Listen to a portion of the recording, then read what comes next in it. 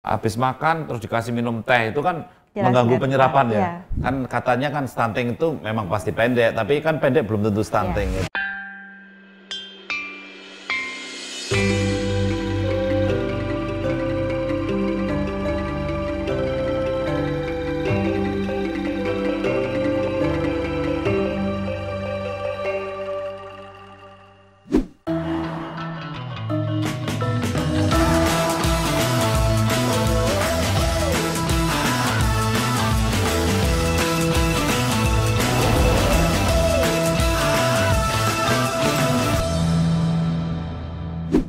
Assalamualaikum warahmatullahi wabarakatuh, sahabat muda, keluarga muda. Jumpa lagi dengan saya Dr. Hasto di Diagnosa, dialog ringan, obrolan santai, dan sekarang ini Diagnosa sedang keliling di Yogyakarta. Kami senang sekali ada genre yang luar biasa. Salam,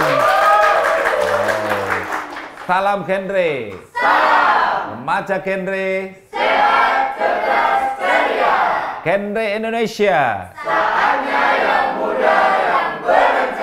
Wow, luar biasa. Ya, terima kasih sahabat muda luar biasa genre. Senang sekali hari ini kita ada tamu nih, enggak tahu tamunya Dokter Irma atau saya ini ya. Tapi kita sedang di Jogja, kemudian ini ada Dokter Irma, beliau ini adalah spesialis anak, ada di divisi ya, divisi nutrisi dan penyakit metabolik ya, di Rumah Sakit Dr. Sarjito. Tepuk tangan dulu dong untuk Dokter Irma. Ya. Sebelumnya saya juga mengucapkan terima kasih Bapak sudah bisa sampai ke Jogja dan kita bisa berbincang-bincang di sini. Ya, terima kasih Dokter Irma. Jadi ini masyarakat kita ini masyarakat genre Dokter Irma di Jogja ini.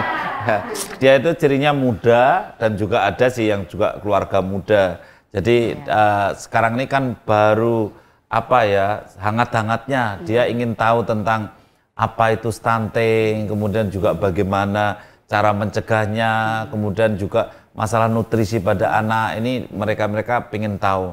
Nah mungkin Dokter Irma bisa cerita mulai dari apa itu stunting, biar mereka paham, dan kalau yang bicara Dokter Irma saya yakin lebih percaya mereka. Silahkan Dokter Irma ya. Iya, jadi stunting itu adalah kondisi perawakan pendek ya, jadi kalau kita bandingkan dengan kurva standar WHO 2006, itu panjang badan atau tinggi badannya ada di bawah -2 standar deviasi.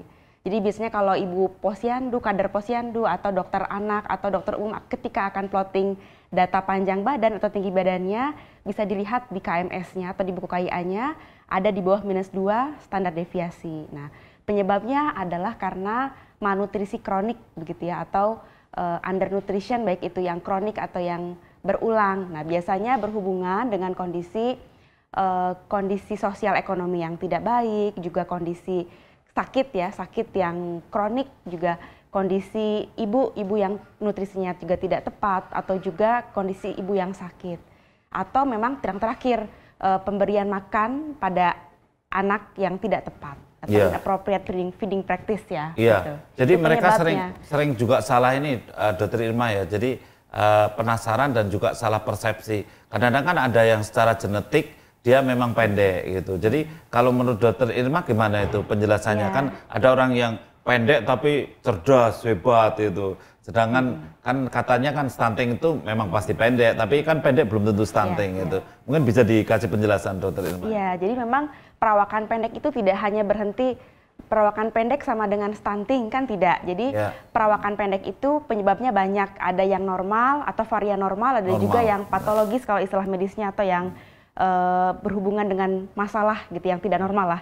Nah, untuk yang perawakan pendek karena genetik atau istilah medisnya adalah perawakan pendek familial ya, atau bahasa Inggrisnya familial slow stature, itu masuk dalam kondisi yang normal ya. Ada juga yang lain yaitu constitutional delay growth and puberty. Nah, yang stunting itu masuk dalam kondisi yang patologis gitu. Yang patologis. Dan sebetulnya masih ada juga kondisi patologis yang lain gitu selain stunting, dan memang itu harus dikaji gitu oleh dokter spesialis anak untuk menentukan apakah penyebab perawakan pendeknya itu karena perawakan pendek familial, constitutional delay growth and puberty, stunting, atau penyebab hormonal ya, atau penyakit endokrin seperti itu. Jadi ini menjelaskan betul ini keluarga muda yang akan punya anak yang baru mau nikah, bahwa ternyata perawakan pendek belum tentu patologis ya, betul, dokter ya. betul, Jadi betul. yang pendek itu belum tentu patologis ya. Jadi belum tentu stunting itu yang pendek itu. Tapi memang pendek pasti stunting. Tadi dokter Irma sudah sampaikan sebabnya bisa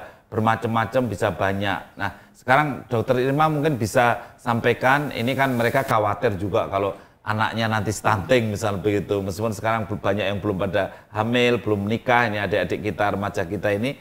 Menurut dokter Irma bagaimana mencegahnya biar tidak, kalau punya anak tidak stunting dan kalau sudah lahir ya tidak stunting. Mungkin bisa disampaikan dokter Irma ya. Jadi kita bisa mengintervensi dari, terutama sebetulnya ya dari beberapa literatur dan bukti ilmiah ya. Jadi bahwa stunting itu bisa kita intervensi atau yang paling responsif adalah pada 1000 hari pertama kehidupan. Begitu ya. Jadi ketika si ibu itu hamil tentunya juga harus sudah ada intervensi bagaimana dengan antenatal care-nya. Mungkin dokter Hasto bisa lebih detail mengenai antenatal care yang tepat, rutin, kemudian bagaimana nutrisi yang tepat juga pada ibu hamil supaya ketika lahir anak tersebut tidak stunting. Ya. Kemudian periode postnatal atau setelah anak tersebut lahir tentunya kita harus memberikan nutrisi yang tepat ya. Dan sebetulnya tidak hanya nutrisi ya, kita harus melakukan nurturing care ya, nutrisi, kemudian pola asuh yang tepat, dan kita melakukan juga pemantauan pertumbuhan begitu. Nah, bila kita bicara nutrisi akan panjang, jadi dari mulai anak tersebut bisa mendapatkan ASI, kemudian secara eksklusif sampai dengan 6 bulan atau kurang lebihnya mungkin memang anak memang bisa mendapatkan MPASI lebih awal pada saat usia 4 bulan, tapi bila secara perkembangan oromotor sudah siap dan tentunya ada indikasi bila ada gagal tumbuh, kita memang bisa memberikan MPASI lebih awal pada saat usia 4 bulan. Kemudian anak mendapatkan MPASI sampai dengan usia 2 tahun dan setelah itu makanan sesuai makanan keluarga. Nah, makanan keluarga bisa kita berikan pada saat usia di atas tahun. Kemudian yang kedua adalah pemantauan pertumbuhan. Jadi memang anak-anak dari calon-calon ibu ya, jadi nanti ya remaja ya, pasangan muda gitu ya itu harus dipantau pertumbuhannya begitu ya. Jadi bisa rutin memang harusnya kontrol di posyandu untuk dilakukan pemantauan pertumbuhan. Kemudian juga bila ada masalah dalam pertumbuhan, baik itu gagal tumbuh, gizi kurang, gizi buruk, harus sudah diintervensi Pak, karena stunting kan nggak ujuk-ujuk datang. Jadi dia akan melalui proses dari mulai gagal tumbuh atau kenaikan berat badan yang tidak tepat, diikuti dengan linear growth deceleration atau hambatan pertumbuhan linier, lalu bisa jadi gizi kurang, gizi buruk. Nah, endpointnya stunting. Jadi kita hambat di awalnya, di hulunya. Lebih ke hulu ya. Ya, jadi kan kemarin kan mereka pada diskusi juga ini. Ternyata kelahiran prematur kan cukup banyak. Jadi kejadiannya cukup besar dan kelahiran yang kurang dari 2,5 kilo beratnya juga cukup banyak itu. Nah, kalau menurut dokter Irma, kalau misalkan lahir prematur kemudian atau berat badannya kurang dari 2,5 kilo, ini apa memang hanya cukup pokoknya diberi ASI saja atau mungkin ada perlakuan khusus misalkan yang katakanlah yang prematur atau yang berat badannya lahir rendah boleh diberikan selain ASI misalkan 6 bulan pertama. Tapi menurut dokter Irma gimana ini? Jadi prematuritas itu kan merupakan prediktor stunting ya. Jadi memang kita harus segera intervensi dari awal. Nah, memang ada nutrisi spesifik untuk bayi-bayi yang prematur.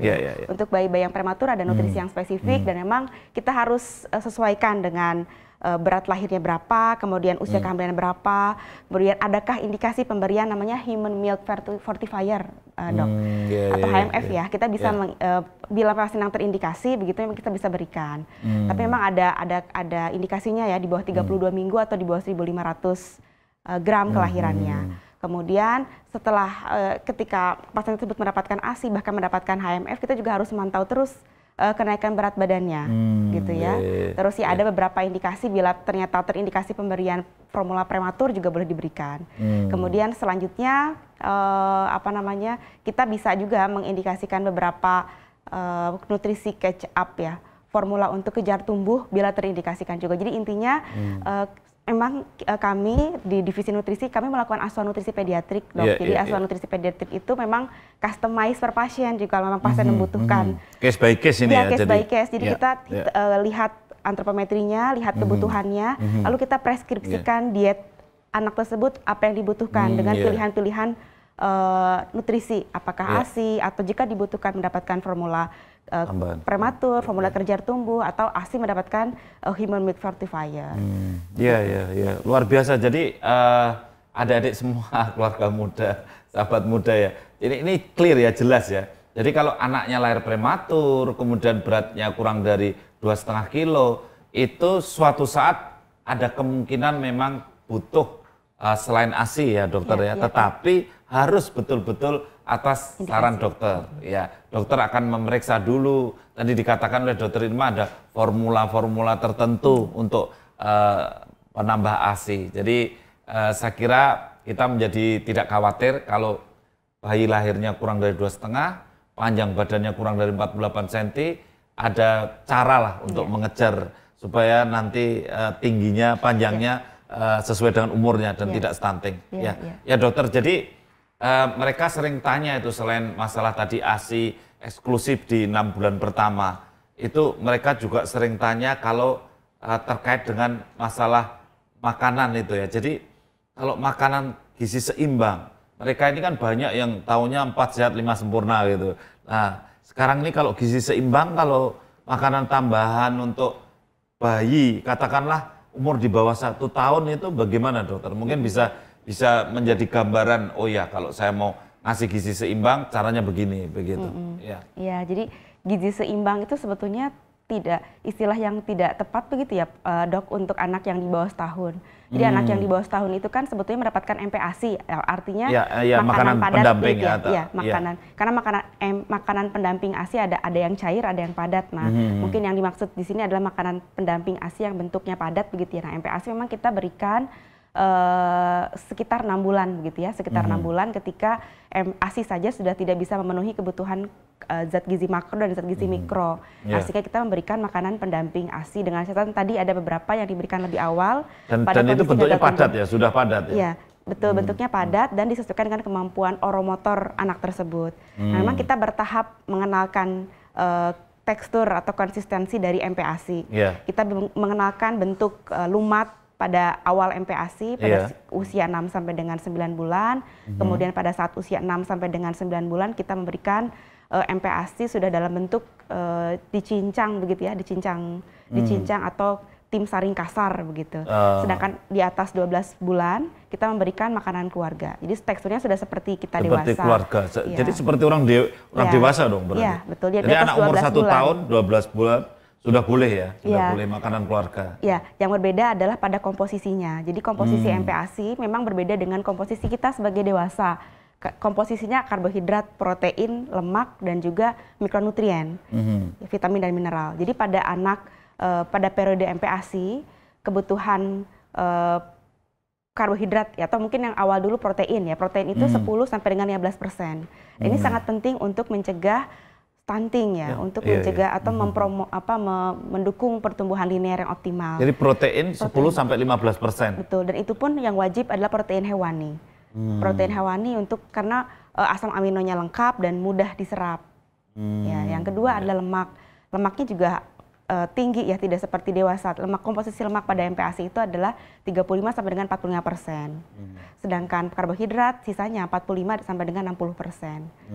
Gitu. Jadi itu yang harus ada dalam sekali makan porsi MPASI seorang bayi begitu. Kalau tadi Dokter Irma sampaikan kalau ada statement gizi seimbang seperti itu ya. Dokter Irma kan sampaikan itu gizi seimbang tidak tepat kalau dipakai untuk istilah untuk katakanlah bayi gitu ya, di bawah 1 tahun misalnya itu. Itu maksudnya bagaimana? Ya, jadi gizi seimbang itu kan balance diet. Jadi kalau kita lihat yang ada di Germas ya, itu kan isi piringnya itu setengahnya 2/3-nya sayuran, sepertiganya adalah buah-buahan, terus 2/3 dari setengah mangkok yang lain adalah karbohidrat, dan sepertiganya adalah protein hewani. Nah itu terlalu banyak. Mesti komponennya yang pertama adalah yang seratnya terlalu banyak. Kalau itu diterapkan gizi Pada seimbang itu anak. pada bayi, Iya. itu seratnya terlalu banyak. Terlalu banyak seratnya. Terlalu banyak. Ya, seratnya. jadi kan 2/3-nya kan sayur kalau yang gizi seimbang yang isi piringku. Iya. Padahal kalau bayi, Pada usia di bawah setahun, Iya. serat itu hanya diperkenalkan saja. Jadi jumlahnya tidak perlu banyak. jumlahnya tidak perlu banyak. Ya. Yang penting yang banyak proporsinya protein hewani tadi ya. Protein hewani Ini 10-15%. Lemak. Kemudian lemak 35-45%, Oh, yang lebih hampir banyak. setengahnya ya. Hampir separuhnya justru Lemak. dicari yang sumber lemak ya. Iya, betul. Dan 45-60%. Contohnya apa? Yang karbohidrat. lemak contohnya apa itu? Lemak itu contohnya minyak, berbagai jenis minyak, bisa minyak lapa, minyak canola, minyak jagung, kemudian bisa santan, margarin, Iya, itu sumber-sumber lemak, mentega, butter itu. Jadi kalau ini penting sekali ya, kalau punya anak umur belum 1 tahun, komposisi makanannya yang paling banyak dominan adalah protein, lemaknya sampai 30-35%, Iya. dan sumber lemaknya jelas. Jadi ada di situ, makanannya lembut. Kalau serat itu hanya untuk mengenalkan dokter ya, diperkenalkan saja. mengenalkan Iya, saja. iya. Jadi konsep gizi seimbang untuk orang dewasa tentu beda sekali dengan untuk yang Iya, kepentingan untuk iya, bayi dan betul. untuk anak-anak ya. Ya, itu Ya. akan bisa menghambat pertumbuhan linier Iya. dan juga menghambat penyerapan zat mikronutrien yang lain, dok. Ya, justru yang merugikan dibutuhkan ya. Ya, justru merugikan kalau salah makan, ini malnutrisi ya. Iya, Salah asupan justru merugikan karena mengganggu penyerapan yang lainnya. Ya.